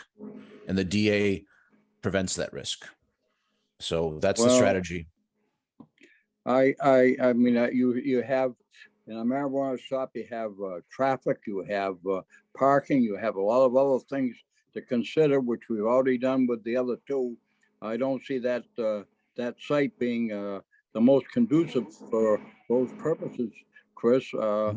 I just don't see that being unique. I respect that, Jim. I maintain that. I'm not trying to argue with you, Chris. No, I know. I know you well enough, Jim, that this isn't an argument. I respect that position. I respect Bill's perspective on this. And here's the thing. Typically, this is why our board is so good, because we bring different perspectives to these things. And that usually brings us to a better place. But sometimes it gets us a little stuck until we figure out how to get unstuck. So I'll be honest, I don't know how to get unstuck from this. The town is telling me that that would be very helpful for us to sign, and that's part of the town strategy, and I want to support that. And I at the same time, I get the reservation. So I honestly, I don't know how to get us unstuck from this. Again, Chris, and I thank you for saying those nice words. I'm just concerned that we're doing all this kind of a predisposing that go ahead and do the engineering and this and that and so on and so forth. And then we're going to open it up to public comment. And we already know that some of the people next door were not happy with the initial project that was proposed a year or so ago. I just think we're not allowing the town to have input as we normally would do. That's my biggest concern. And thank you for listening to me. Of course, Jim. And Jim, I hear you too, and I really appreciate that as well. And I know it's the proposal is a difficult project. We haven't seen the details of how that would work at that site, but there will be a lot to talk about when the plans come in. And I do look forward to engaging with you and the other members of the board to really talk about what that site looks like in the future. And Bill Nemser, how many, I hate to, this is kind of a nuclear option, but how many signatures does it require to have this thing signed? Well, it's a 3-2. I think an awful lot of this board, and I respect these opinions. And I would, I honestly don't know what else I can say that I haven't said about this particular. Well, but like, you know, my question is, how many signatures does this 3-2. require? Three would. Majority, 3-2 carries. I got to think about that one. I don't Yeah. want to do that because it's these things are stronger when you have full majority, but at the same time, hold on. But at the same time, since we are kind of split on this, and to be honest, I'm partly split on it. I kind of like having a 3-2 decision. It shows that there's some conflict and that some things need to be worked out, that it's not set in stone. And I think it's good for Jim and Bill to put on the record what their concerns are, and that those concerns get addressed if we do end up voting 3-2. And I think it's good for those concerns to be laid out very specifically, and they get addressed through the rest of this process. So I think, to be honest, a 3-2 kind of split to me is kind of a good outcome, because it shows exactly what the conflicts are. In a way, It Bob, sends a message. do you think? Yeah. Yeah, absolutely. Yeah, and that we understand where this board is at as we head into this type of project or something else. I don't know, Bill Crenshaw, what do you think about all that? I'm not sure if it's going to send a message to the developer. I mean, at that pre-application meeting, he twice asked whether, once the DA is signed, he has nothing else to do with the planning board. I mean, he doesn't understand the process, doesn't understand his responsibilities, doesn't understand our responsibilities. And so for me, if he gets somebody says, hey, they signed it, he'd be like, oh, great. They've approved everything. Yay. And I don't know. So I don't think it's going to send the message you think it would. I'm not saying it's going to send a message to him, but what it does, though, it shows that on the record we had concerns, and that for me as chairman, I mean, Bob's chairman tonight, but if whoever's chairman going into this has that backup and says, these are the concerns as we went into this project, at least we know what they are, and they're on And record. it's a way of making that clear to the select board as well, that perhaps going forward, despite the complicated project, this is not the order that we feel most comfortable with. Because that includes me as well, to be clear. I mean, I have the same concerns. I just believe our legal counsel that it can be dealt with, that's all. But as far as defining concerns, my concern is I don't know what the project is until it's submitted. So I don't know what my concerns are yet. My concern is only that we don't know anything, so why are we signing something? And I agree with that. And when the council has said that we're in no way limited on renegotiating.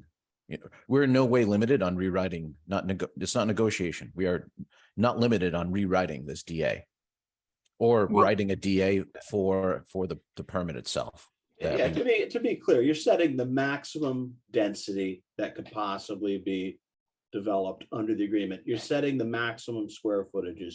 You're establishing the minimum requirements that the developer is going to be required to provide for certain amenities or improvements. That's what we're doing with this. It's not saying this is how the final site plan is going to play out. nor is it saying that anybody's obligated to adhere to the densities or anything like that in the agreement. It's simply giving a level that the concept, the basic concepts that are utilizing the downtown overlay district are in place and the town recognizes them. I just wish this team could work for me during my day job, because, you know, this whole thing is the type of thinking I need. So good. I'm ready. Mr. Chairman, I'll make a motion to approve the DA as was edited during our previous meeting based on those edits. Do I hear a second? I'll second that. Okay. Jim Coleman, No. Bill Crenshaw, No. Natalie Robert, Yes. Chris Osno, Yes. and I'm a yes. So the motion passes 3-2. Thank you, everybody. And so Bill, Mr. Chairman, if I may, just a couple Yes, clarifying please. things. Bill Nemser, since this was the updated version based on last comments, I assume that needs to go back to the select board now? That's correct. Okay, and should I allow, is that you and Megan and Julia to figure out? Yes. Okay, so The there's council, the town no council. reason, there's no reason to come down and sign anything now, I assume. No, when it's prepared, and everything is ready to go, we'll bring the revised version. I'll have it. Okay, available. thanks. Thank That's you. all. First 3-2 vote, I think we've had. No, it's the second one. Is it? Yes. What was the first? Why you gotta do that to us, Bill? Never mind. All right, sorry. Oh, it's trivia. It's just trivia. Never mind. Which Again, sorry, Mr. Chairman. I just think this team's great. So that's all. This is good stuff. It's a terrific. and what I think is great is that, like, everybody on this board respects and listens to everybody else. And that is just a tremendous thing, because everybody cares and they all come here as volunteers. So thank you all for that discussion. And also for the level of civility we show to one another, even when we disagree. Bill, I note that there's no updates provided on the agenda, but I'm wondering whether you have any updates that you want to share with the board. The biggest update now is the reason I don't have any updates, and I've been quiet on the community forum, was because of I wanted to really, we're going to start blitzing about the community forum. And that's for Powder Mill. The other, I'm trying to think if there's anything else of consequence that we've had in the last couple weeks. I've been honest again. I just finished up with the, as you know, the zoning board has been dominating for first time in a long time, and I just haven't had as much activity with planning board stuff, and we just wound that up, and now we're going full speed on the upcoming zoning updates. We're gonna try to get those done for our fall, our spring meeting. I have a draft done with for the body art. Is pretty much going to be come back your way, Bob. I found some more stuff about it. Bill and Brad from the zoning board are meeting with I think Chris, we've already got the comments on. We're meeting from the Paul from the planning board. I think we're going to have our draft done for the home-based businesses in plenty of time for the Springtown meeting. Bill Crownshaw will love this. May I? Oh, yeah. I didn't see any other comments. Were there other, who are we getting on comments from for the home-based business? Paul. And is there, from is CBA. there, is there any town officials that we're expecting comments on? Not from town officials. Okay. I've Not asked- from Rick or anyone Well, else? no, Rick, I am expecting, he gave us some, basically what we really wanted from him was, we were having some questions with commercial vehicles. Mhm. But he helped us with that in general. He was happy with what has been done so far. And I think it's a really pretty good project, but there are some questions raised. And we're going to meet on Thursday and hopefully rectify that. I still, like I said in my email, I think it's important for whatever the comments are, if possible, I want to see what they are so they can be tracked and addressed. Otherwise it's hard to know what to do with them. Right. If there's other so I don't know what those comments are still, Bill. Yes, So, I understand. But Nor do I. you get what I'm saying. Okay. All right. Yeah, I don't either. Yeah. Like, if there's concerns or whatever comments there are, like, I'm getting the impression there's concerns. So like, if there's concerns, I want to. No, we just got some last minute comments, and I think there's nothing that we can't address. And we have a great group with us. We're gonna, and I honestly, I mean, maybe I'm in Disney World with this one, but see what Bill thinks. But I thought it's pretty good. I think it's good. Right, Bill? Oh, I agree that it's good. But I'm not sure it meets the current objectives of the chair of the ZBA, because he just crapped all over it, but without any specifics. Well, I don't know. We need to find out what he wants, because we're doing this for him. Right. It will be. I think we'll have a very productive meeting Thursday, and I'm confident in that. And the other thing I found, and Bill Cronshaw's gonna like this, because I remember talking to him about 3 years ago about it. I found something in our inclusionary zoning bylaw we have to adjust, and it surprised me. Like, holy mackerel, we did. It'll be fun. I'll tell you about it on Thursday, and we'll bring it. But it's going to be another one more amendment for us on in our Springtown meeting. So there's a secret you're only going to tell to Bill Crenshaw later. Yeah, And I not got to the make rest sure. of I'm going us? to make sure I'm right, and only if you Okay. come back to the next planning board meeting, then I'll tell you. Wow, the drama here is. I got to make sure I'm right. No, all it was was just on the where we were talking on our density bonuses. We went to a maximum of 10 units. And what we probably should revisit, and what I'm going to suggest to this board, is we come up with a different formula that goes by percentages again on that. And the reason is because there's different size lots, then you have different potential. You kind of handcuff yourself. So I want to, in other words, 10 is the maximum, regardless of whether the lot size is a quarter acre or 20 acres. And it doesn't make sense, then we would want the more affordable units. That's all. So sorry if that's anticlimactic, but Yeah, you should have just kept the secret with Bill Crenshaw. That's completely all right. boring. Next one, I'm not going to tell. No, that was good. That was very juicy.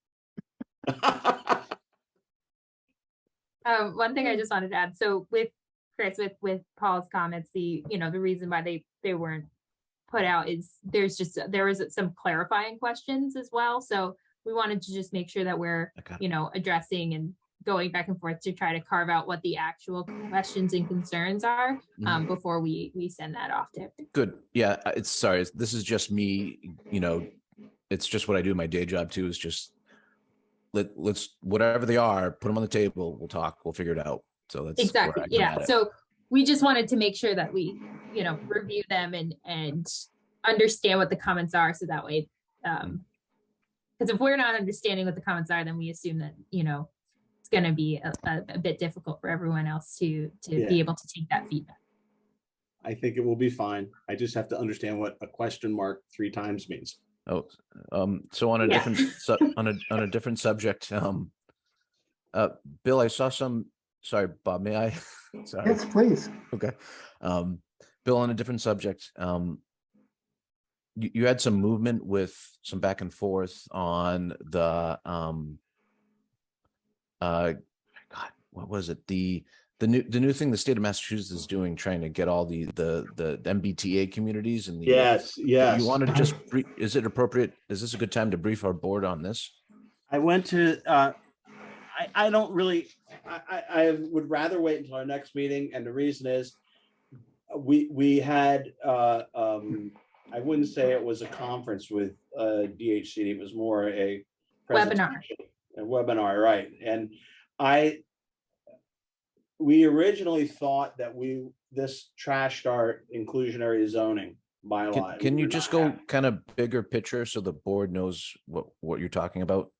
Oh, MBTA communities, well, I'm sure everybody's been reading my correspondence, but just in case you haven't, the state has mandated that we are an MBTA community, adjacent community. And the reason that's significant is that obligates us to have a certain number of zoning districts that have a certain level of density. The reason for this is clear. I think that they want to ensure that transit facilities are good investments for the Commonwealth and for the greatest number of people, and having higher density areas in the vicinity of them is the best way to achieve this. We, Julia and I, and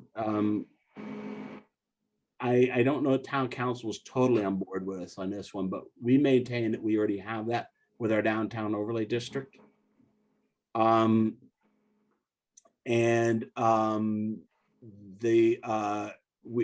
know if you all recall, but we sent comments back. This was proposed legislation, and we sent comments back about 3 or 4 months ago, as did apparently every other community in the Commonwealth. The final MBTA regulations now have been issued, and there were several components of it that we found problematic. The first one that jumped out to us was that we're going to get some resistance in using the downtown overlay district to achieve our high density district. But that's something that we can work out with DHCD on we have to get an individual review from them. I'll handle that, and the town will, and hopefully we'll get an answer on that. The one thing that alarmed me the most of all, and Julia and I discussed this, and we were really troubled by this, was that it established a 10%, a maximum requirement in new projects for affordable housing of 10%. And that was troublesome for a number of reasons. It kind of was almost, it was the state working inconsistently with their own objectives. For one, it's like, wait a minute, we're trying to make our affordable housing, we're trying to create affordable housing, and now we're saying, well, we got to do a high density area, but it won't count if we require over 10%. So I thought that was terrible, because we worked hard on getting this inclusionary zoning in it. We were tweaking it. And so I was about as wound up as I'll get with this sort of thing. And I spoke to DHCD and indeed on their presentation, Julie and I were looking at the way some of the text is laid out. And we think there's maybe a way that we could be grandfathered in with because we adopted this before the MBTA community legislation was proposed. I believe we're correct. I've asked legal for clarification. I've asked DHCD for clarification, but so that's kind of the gory details of it. And I don't have the answer, but I expect I'll have it by our next meeting. But I was like, that's unfortunate because we're doing it the right way with our inclusionary. And And, Phil, um, can I yeah, add something? So just, the MBTA communities, it is a great initiative that the state is putting forth. They have, it's coming from a good place. And it's really meant for those communities that are surrounding us who are very resistant to, one, affordable housing, two, density, and trying to, particularly around commuter rails. And, there's this lost opportunity and other places. That's why they break down types of MBTA communities, and they broke it down even further, which we learned from comments of towns like us who were like, we're already doing what we can do, but we're way smaller than, a Lexington or a Sudbury. And it's a very, very different situation. So I think that those comments were heard, which made us feel really good because we worked really hard on those comments to DHCD, and they came back with something better. And so now it's just a matter of getting some clarification on how, this is going to affect me. But, I think their end goal is a good one. And so we're just going to have to figure out we can make it work here. but Julia, now that since I have you here, I forgot. Why don't you explain to the board also the other issue that we have with this about now not counting wetlands or within the Buildable area. buildable area. Explain that real quick and why we made it, and that was not addressed. Yeah. So as you guys know, Maynard is very wet, and from my rough estimation, it's about 60% wetlands or buffer zone. So if you haven't had to get a permit from me, your neighbor has. It's just the manner of our town. We also have significant riverfront area, and so the difference between the wetland buffers and the riverfront areas, wetland buffers, we're really trying to limit development in that area. Riverfront is more mitigating development. So it's like the limit versus mitigation. Riverfront is 200 feet. So if you were to take the Aspet River and other perennial streams in town, not just the Aspet, and put a 200-foot buffer on either side, it's significant. So our entire downtown is within a buffer zone. And what they said was that, buffer zones are not considered buildable area. This can't, they didn't use the term buildable, but that we would be developable. Thank you. That we wouldn't be able to count those, particularly like what we're trying to do, which is with our downtown overlay district, towards this, because almost our entire DOD is within the riverfront and wetland buffer zones. So we're going to keep working on that one. And all the other towns are, there are so many towns like us where our downtown is around a riverfront. It's kind of our thing, and most mill towns are.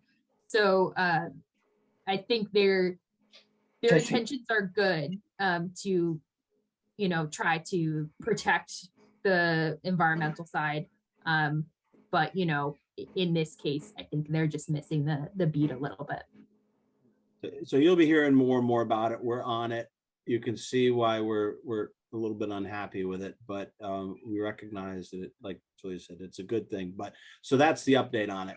But I will keep you more and more in the loop with it as I get more and more information with our unique analysis that we're going to try to get from DHCD and see what they come up with. So that's what we have. Thanks for that, Bill. With respect to the first item you listed, the publicizing the community forum, I just, if you haven't thought about it, I'm sure Sam at the co-op would be willing to share her list or send it out or post it on their webpage or Oh, yeah. Facebook page, whatever. yes. Yeah. So yeah, that's a tremendous asset for us. So It is. and they're right in the middle of it. So that's great. So We're thank hitting, you. we're hitting the bricks tomorrow, as a matter of fact. We're gonna walk Powder Mill Road with our flyers. So if you see me Excellent. there, I'm not protesting anything. Dale's gonna bring his walking shoes. Right, I'm gonna walk in shoes and my corgi. Excellent. Well, thank you for doing that. So does anybody have anything else before we entertain a motion to adjourn? And I see no hands being raised or nobody's jumping up and down. Do I have a motion to adjourn? I will move to close the meeting. Thank you, Jim. And a second. I'll second that. Thanks, Natalie. Okay, roll call. Bill Crenshaw, Yes. Chris Arsenal, Yes. Natalie Robert, Yes. and I'm a yes. And Yes. out there yet, Jim? No, That's me. okay. Okay. Thank you very much. So the meeting is adjourned. Thank you all for your time and you could cheer in spirit. Thanks for everybody. Thank you. Bye. You bet. Thank you. Chris, Yes. Chris, were you at back to school night too?